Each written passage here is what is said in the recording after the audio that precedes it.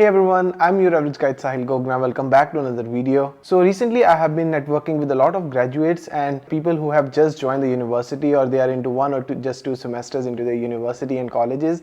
And there's some trend of mistakes that I have noticed that most of the graduates are making, or they are not utilizing up the resources that they can at the maximum benefit. So in this video we are going to discuss the 5 top mistakes that the IT aspirants makes here in Canada. So without any delay, let's get started.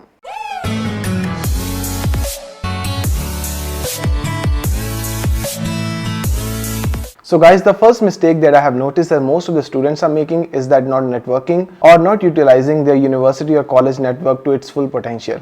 So whenever we think about the word networking in Canada, the first thing that comes to our mind is that either we have to go on LinkedIn to network with different professionals or different recruiters, or we have to go some networking events, maybe go in person, or these days attend those networking events online. But the main thing is that these are not just the ways to network or the starting point from where you should start networking. The first thing that you should focus on in networking is your alumni network. So whenever you go to a college or university, there would be a lot of students who have already graduated and now they are working in the industry, or I should say that they are working in the profile that you are targeting. Maybe you'll graduate after 1.5 years, then you will apply for those types of profiles. So the one advantage that you can have is that when you reach out to those alumni, they have been through the same journey that you are going now, or they have been at the point from where you are starting. So this forms a connection, and whenever you reach them out, you ask them for the help, or maybe you can just ask them to share their experiences, the mistakes that they made, the hardships that they went through. So they can easily connect with those situations and they will help you, or they will guide you to go or head in the right direction. So the thing I have noticed is that the students, they are just focusing either on developing the skills, or they are just looking out for the networking events, and that's not exactly the need to do. The first thing, as I have explained, is that utilize your university or college network so that you can get the experience of the students who have already been through the circumstances that you are right now. Don't just waste your time on just developing the skills, because networking is the thing that will get you a good job here in Canada. So the next mistake that most students make is that they start late with the job applications, and even if they are applying for the internship. So whenever I meet students, the first question that I generally get is that how much time did it take me to get my first full-time job? There's one thing that will make difference whether you will get a job when you are still in university, or maybe you'll get a job after 2 or 3 months you graduate, and that one factor is that how proactively you apply for the job. I would suggest you guys to apply at least 2 to 3 months before you graduate, or before you are planning to start your internship. And the reason is that you should give yourself some buffer time, because when you will apply for different job profiles, firstly you will notice that you are making a lot of mistakes in your resume, the way you are applying, or maybe some other mistakes. So you need some time to step back, to reflect upon your mistakes and to improve those mistakes. And sometimes you notice that some industries or some job profiles, they are asking for some specific skills that you haven't developed in your academic experience. You need to learn those skills, and you cannot learn those skills overnight. So in that time also you need a little bit of time to have those skills in your skill set. I would suggest you guys to apply at least 2 to 3 months before you graduate. But again, there's no right or wrong time. Just start applying whenever you feel right. And another reason that I am suggesting you guys to apply at least 2 to 3 months before, because sometimes when you're applying for a company, they might take a lot of time to process your applications.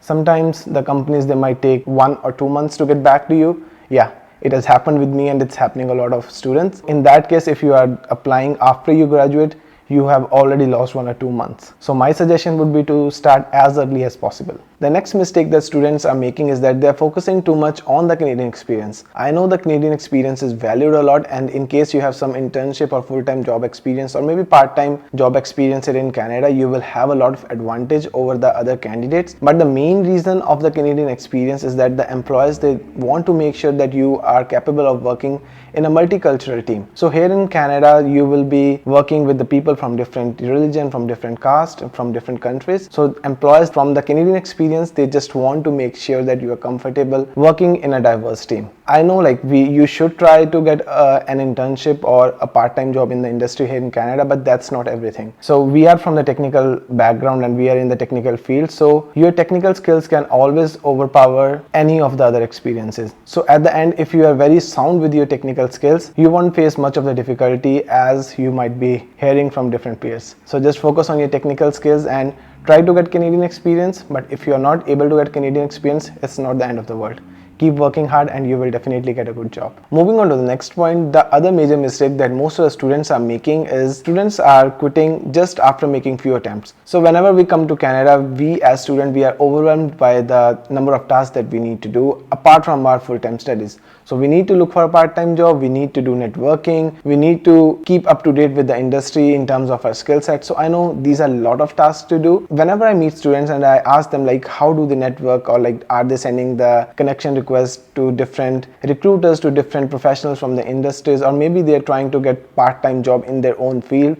So the answer that I mostly get is that they tried it like a couple of times, but they were not getting any responses, so they just quit. So now they are just focusing on their basic skill set, they are doing whatever they are being taught in the university, or they are just taking up all the part-time job that they can easily get here in Canada, maybe it's some odd sort of jobs. But the reality is that you have to work a lot hard to accomplish these tasks.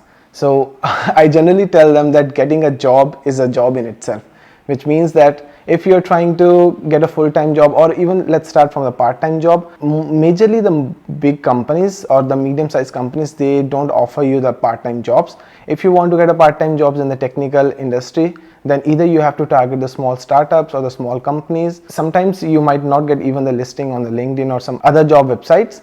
So in that case, you have to go on LinkedIn, try to look for different startups, try to look for the employees or maybe their founders, and then you have to reach them, and then you have to do this thing again and again till the time you don't get a part-time job in your own field. So on an average, if you will send 100 invites, you might get just 10 responses, and even from those 10 responses, there will be just 1 or 2 people who will be interested in your profile. It's the game of numbers, it's the game of probability. The more you apply, the more you do those things, the higher are the chances to succeed. So don't quit easily, just keep on trying, and I'm pretty sure you'll get a good strong network, you'll get a part-time job or whatever you want. Moving on to the last point, and it's that the students, they don't negotiate whenever they get a full-time job offer. So generally whenever you apply for the job profiles, in the first round the HR, they will ask you about your salary expectations. And in certain cases, you might not be asked about your salary expectations. In certain cases, if an HR is asking you about your salary expectations, then don't just give out a random number, or don't just settle for whatever they are offering. In that case, you have to go online, check for that particular profile that you're applying for, like what's the current job salary or the median salary that the market is offering. And in certain cases, one thing you need to know is that in Canada, different companies are offering different salaries for the same profile, for the same number of years of experience. It depends upon company to company. So let's say if you are applying for a React developer position, and if you go to LinkedIn, maybe the salary is $60,000, the median salary, right? So you need to also check the figures for that company. Maybe that company is offering $80,000 to $90,000 for the same skill set from the same number of years of experience. So don't just give a random number and try to negotiate. You need to have certain good points on the basis of which you will negotiate. Don't just give the random numbers, or maybe tell them, okay, my friend got this much of package in that company, so that's why you're asking.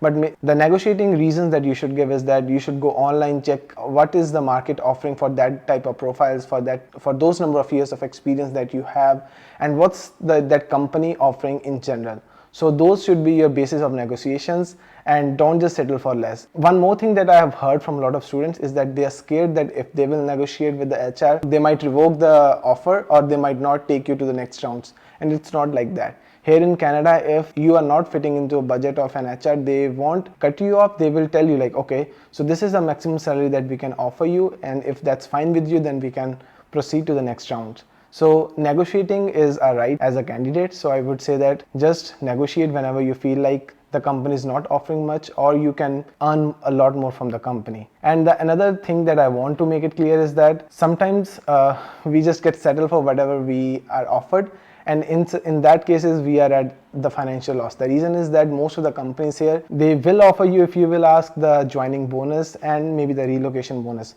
When I was applying for jobs, I didn't know that okay, I can get a joining bonus apart from my yearly package. After I joined, after a lot of my friends went through different interviews, so after I expanded my network, I came to know that okay, so you can also apply, you can also ask your company for the joining bonus or maybe the relocation bonus in case you are changing the province. So just make sure that you are aware of all these points, and negotiate to your full potential. So guys, this was today's video. I hope you have really liked the video. Please make sure to subscribe the channel, and in the end I would just like to say that mistakes won't lead you anywhere if you don't reflect upon them. So make sure to just reflect upon your mistakes, try to note down the things that you need to improve, and I'm pretty sure that you will get a great offer in Canada. See you in the next video. Till then, stay safe.